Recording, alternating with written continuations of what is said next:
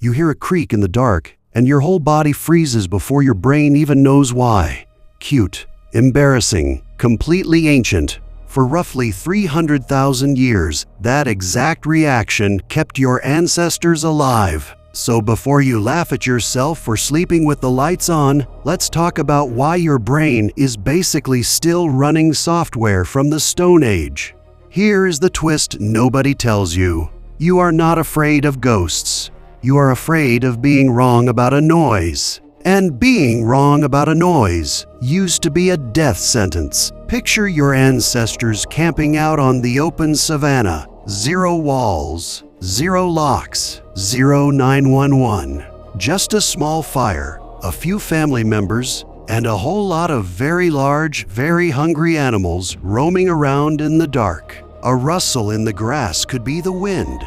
It could also be a leopard that has decided you look like dinner. Now, here is the part that explains literally everything. The humans who jumped first and asked questions later survived. The chill, relaxed humans who said, quote, "It is probably nothing," end quote, very often did not get a second chance to be wrong. Evolution does not reward being correct, it rewards being alive. So your brain inherited a permanent setting that anthropologists call a smoke detector principle, first popularized by evolutionary psychologist Randolph Nesse. It basically means your fear system would rather give you 1,000 false alarms than miss one real tiger. A few unnecessary goosebumps is a small price to pay compared to becoming a snack. Think about your most jumpy, most paranoid, most, quote, "it is probably a serial killer," end quote, friend. That friend who refuses to walk to the car alone, who checks the back seat before getting in, who hears the pipes groan, and immediately assumes the house is haunted. That friend is not broken. That friend is doing a flawless cosplay of every single human being who has ever survived to pass on their genes. Meanwhile, the calm, chill friend who says, "Relax, it is nothing," statistically speaking, represents the branch of the family tree that occasionally got eaten. So that thing in your chest when you walk past a dark hallway, that is not weakness. That is roughly 300,000 years of statistics whispering better safe than mauled. But, okay, fear of predators explains jumping at noises. It does not fully explain ghosts. Dead grandmothers do not have claws. So where did the actual ghost part come in? This is where it gets genuinely fascinating.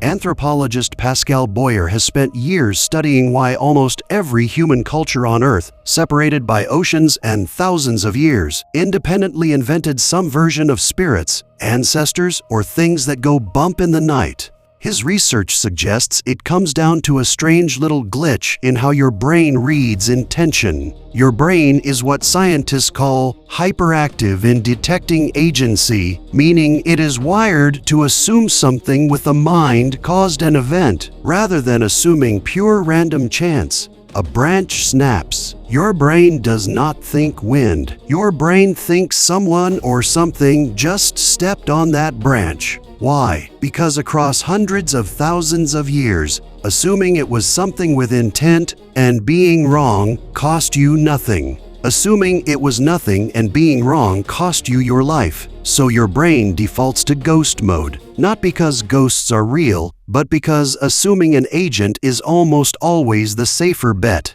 Now stack on top of that the fact that your ancestors absolutely did not understand death the way you do. There was no biology class explaining that the body stops because the heart stops. Someone you loved was talking, laughing, annoying you about chores yesterday, and today they are completely still. To the ancient brain, that does not compute as simply gone. It computes as somewhere else. Archaeologists have found this belief written directly into the dirt. At sites like Sungir in modern-day Russia, dated to roughly 34,000 years ago, bodies were buried with elaborate beaded clothing, ivory jewelry, and tools. Items that only make sense if the people burying them believed something of that person was still going to need them. So now picture the full ancient night.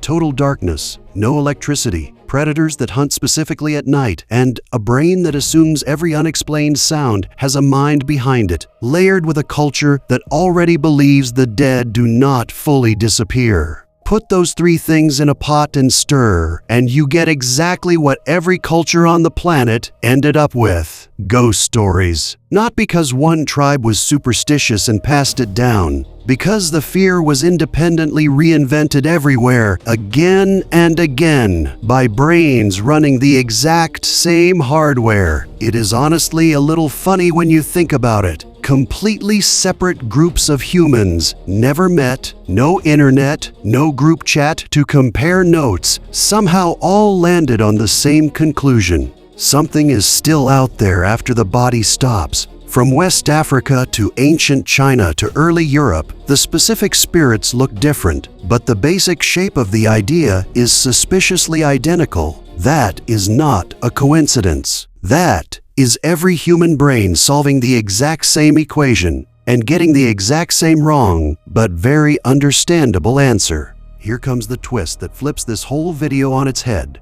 Ghosts were never really the threat. Uncertainty was the threat. Your brain does not actually hate the dark. Your brain hates not knowing what is in the dark. Give people a completely black room, and most are fine. Give people a dimly lit room with shapes they cannot quite identify, and the fear spikes dramatically. Researchers studying fear responses have repeatedly found that ambiguous threat, meaning a maybe danger, activates the brain's alarm system, called the amygdala, far more intensely than a clear, fully visible threat does. A tiger you can see is a problem you can plan for. A shape you cannot identify is a problem your brain refuses to let go of until it gets an answer. And this is where your modern life sneaks back in, wearing a different costume. You are not dodging leopards anymore. But check your phone right before bed.